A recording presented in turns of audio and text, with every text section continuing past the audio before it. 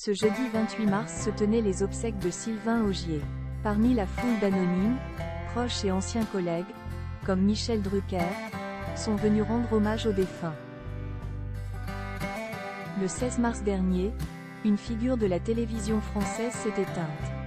Sylvain Augier a disparu à l'âge de 68 ans.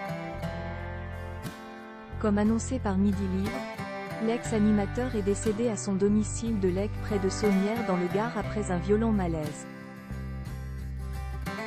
Sylvain Augier se battait contre de nombreux troubles comme la dépression et la bipolarité, maladies accentuées par la douleur physique et morale d'un accident de parapente survenu en 1988. On gardera en mémoire l'image d'un homme passionné. L'animateur démarre sa carrière sur France Inter à la fin des années 70. Grâce à ses talents de présentation, Sylvain Augier atterrit sur France 3 et devient le visage d'émissions emblématiques comme Faut pas rêver et La carte au trésor. Une carrière que son ami Michel Drucker a tenu à saluer en apprenant son décès. C'est d'ailleurs pour lui rendre un dernier hommage que ce dernier était présent, ce jeudi 28 mars, à ses obsèques organisées à Sommières. Proches et anonymes font leurs adieux à Sylvain Augier. Le monde médiatique est en deuil. Ce jeudi 28 mars au matin se tenaient les obsèques de Sylvain Augier.